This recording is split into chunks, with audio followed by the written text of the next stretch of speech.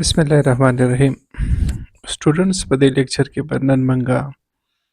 د دې ویسټا په باره کې لږ غونډه کې نو ډسکشن کو ما لاس دوه لیکچرز کې د ویسټا انسټالیشن تاسو ته ایکسپلین کړو او د هغې نه علاوه په ویسټا باندې منګه سټرکچر څنګه جوړو نو ما په یو سمپل و سټرکچر جوړ کړو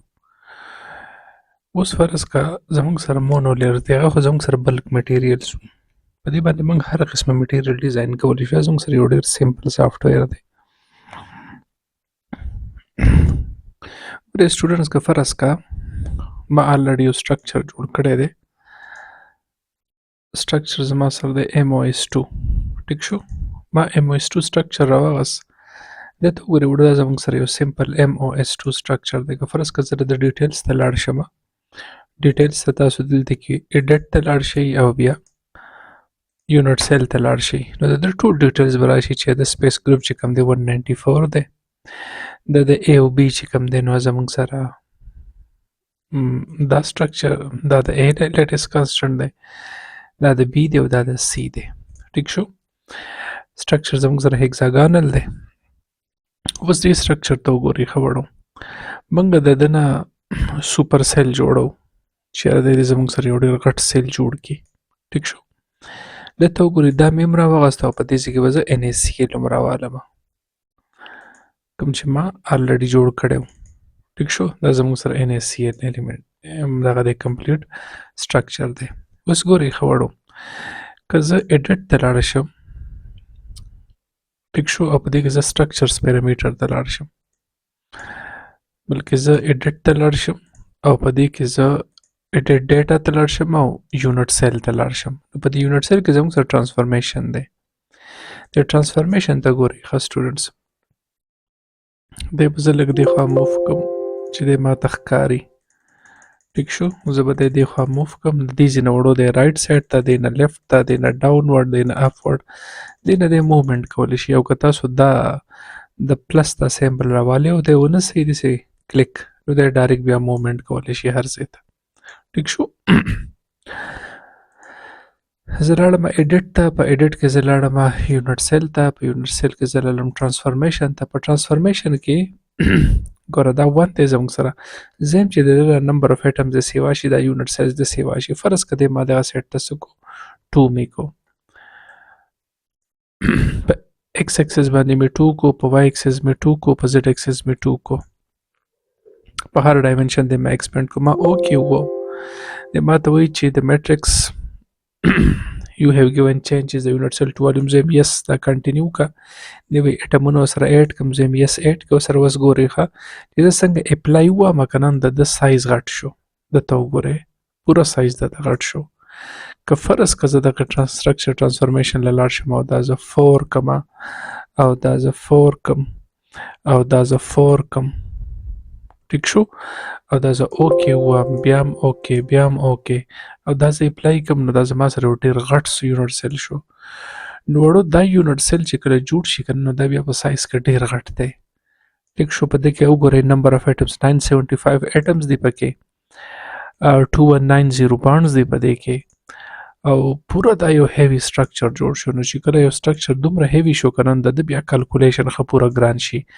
زموږ د عام کمپیوټرز بیا د کیلکولیشن نشي کولای ټیک شو اوس دې ته وګورئ ښه په دې کې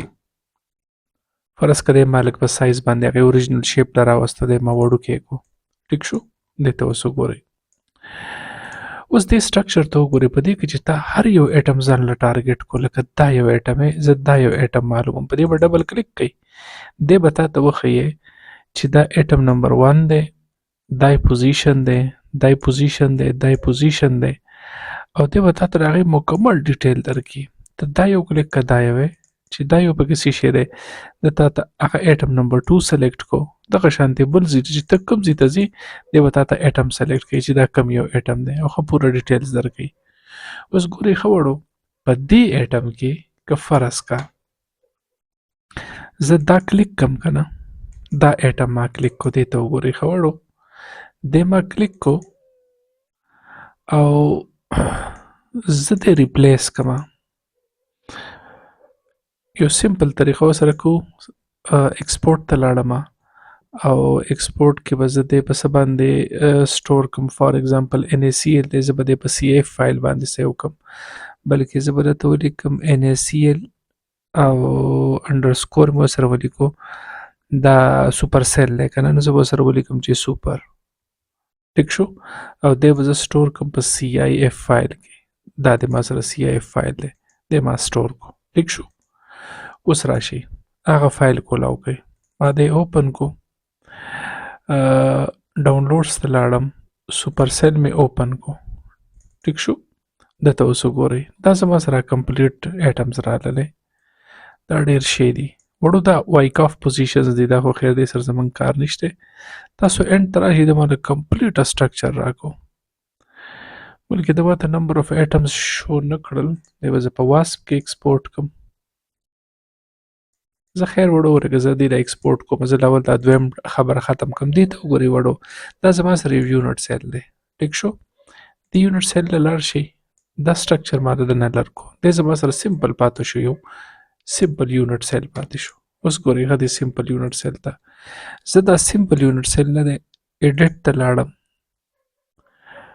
ډیټا ته لاړم، یونټ سیل ته لاړم، سټرکچر پیرامیټرز ته لاړم، یونټ سیل دی ټرانسفارمیشن دی. اوس ګورئ ښه زه وایم چې دی دې ماله 4 شي، دی دې ماله 4 شي، او دا دریم مې وله چینج نه کو، نو 4x4 مطلب دا دی چې ما د ایریا سیوا کړه. که دا مې سیوا کړی وی دا به والیوم، خو زه دا نه سیوا کوم. دی ما 441 کو، 221 مې کو، 331 مې کو، چې اوکې مې وو، دی خوا مې اپلای وو. چې دی کله ما اپلای کوم دی سټرکچر ته وګورئ، دا خو خیر زما سره چونکې الریډي یونټ سیل دی، نو دی زما سره داسې یو سټرکچر جوړ شو. اوس دی ته وګورئ ښه، که فرض کا زه د دننه نه یو کمپلیټ لیر لرکم، کمپلیټ لیر، دا خو چونکې مونولیر نه دی، په دې وجه سره دا دویم شیل راځي. زه به اوریجنل چې کوم مونولیر دی هغه زه جوړ کړم، نو هغه به بیا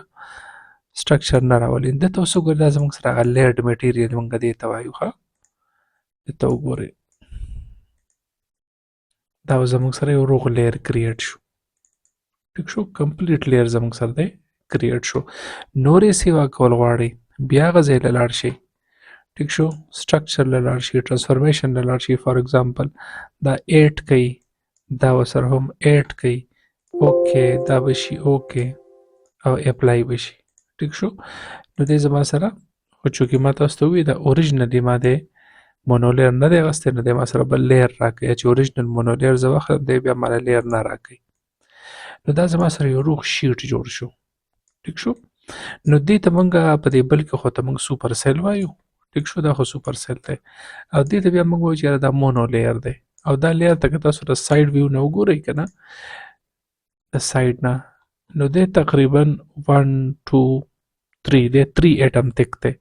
نو دا مونولیر یا 2 ډایمنشن میټیریل موږ یوز کوو هم چې دا به 1 یا فیو ایټم تکي. ټیک شو سټوډنټس، ښه اوس راشي به د نیکسټ لیکچر کې، دا خو زموږ سره صرف ما د دې هغه بیسکس ډسکس کول، په دې کې بیا تاسو د دې دوو ایټمز په منځ کې ګوره ښه دا ایټم دی او دا ایټم دی، د دې دواړو په منځ کې بانډ لینث څومره دی، نو تاسو به دا کلیک کوئ. ټیک شو، دا به کلیک کوئ او دا به کلیک کوئ، دی تا ته ډایرکټ وښیوي بانډ لینث په دې کې دومره دی. ټیک شو، اوس تاسو د دې دواړو په دې منځ کې ګوره دا به ډفرنټ وي او دا به ډفرنټ وي، دغه به کلیک کوئ، دا کلیک کوئ او دا کلیک کوئ، د تا ته بانډ لینث وښو 2.41، د دې دواړو په منځ کې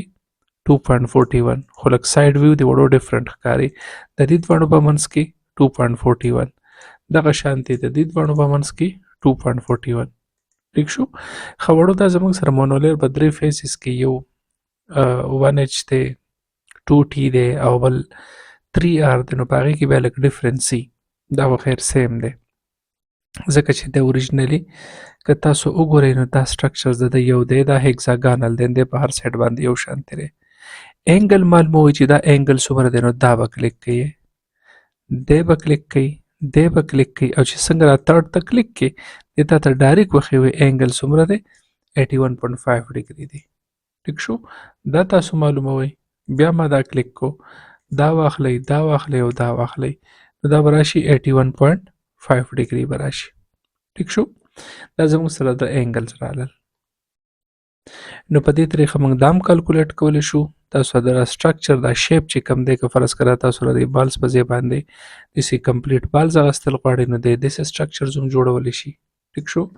د تاسو پولیهیډرن ټایپ کې اخلي هغه هم جوړولی شي. چې څه کوم ټایپ تاسو اخلي هغه ساده سټیکس یې اخلي خو نارملي موږ دا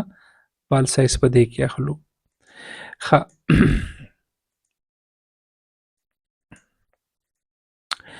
اوس ګورئ وړو په دې باندې د دې موږ